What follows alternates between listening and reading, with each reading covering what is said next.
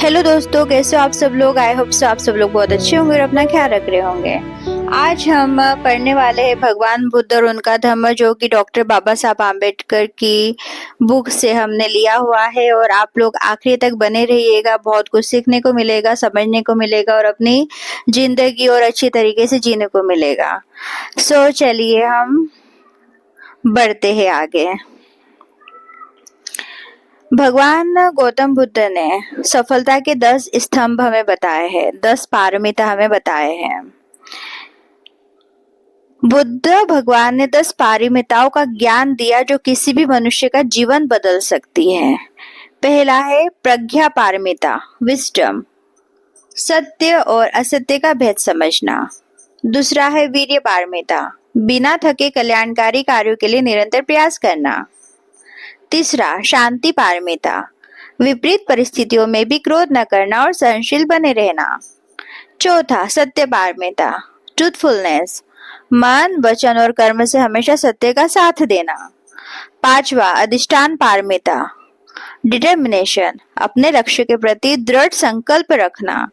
छठवा मैत्री Paramita, loving kindness, सभी जीवों के प्रति निस्वार्थ प्रेम करना। सातवां उपेक्षा पारमिता, इक्वेनिमिटी, सुख दुख और लाभ हानि में समान रहना। बुद्ध भगवान कहते हैं कि जिसने इन 10 गुणों को साध लिया वह दुखों के सागर को पार कर जाता है। वाराणसी के धनी व्यापारी का एक हृदय परिवर्तन कथा हम सुनेंगे। वाराणसी में एक बहुत धनी श्रेष्ठ व्यापारी का पुत्र था, जिसका जीवन ऐश्वर्य से भरा था, लेकिन उसके मन में शांति नहीं थी। एक रात वह महल छोड़कर बुद्ध भगवान की शरण में पहुंचा। बुद्ध भगवान ने उसे देखा और मुस्कुराकर कहा, यहाँ तुम्हारे लिए कोई दुख नहीं है, यहाँ शांति है। बुद्ध के वचनों ने उस युवक के अहंकार को पिघला दिया। उसने अपने कीमती वस्त्र त्यागे और भिक्षु बन गया। जब उसके पिता उसे ढूंढते आए तो बुद्ध भगवान के प्रभाव से पिता ने भी धर्म को स्वीकार किया और बुद्ध भगवान के पहले गृहस्थ उपासक बने। बुद्ध भगवान का अपने परिवार से मिलन, जैसे कि हम इसके पहले भी भगवान बुद्ध और उनका धम्म इसके पहले वाले एपिसोड्स में मैंने अपलोड किया हुआ है वीडियो। अगर आप चाहे तो इसके पहले कौन कौन सी चीजें हुई है तो आप उस वीडियो में जाकर देख सकते हैं। तो उसके आगे का हम सुनेंगे कि जब बुद्ध भगवान अपने परिवार से मिलने के लिए गए, जब वो बुद्ध बन चुके थे, तो फिर क्या हुआ था।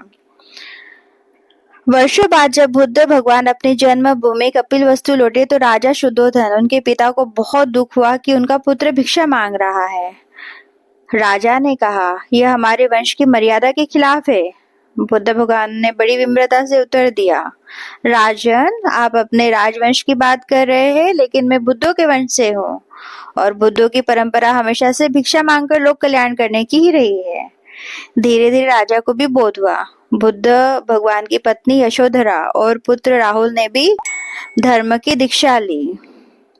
बुद्ध भगवान ने दिखाया कि सच्चा प्रेम मोह में बांधना नहीं बल्कि मुक्ति का मार्ग दिखाना है।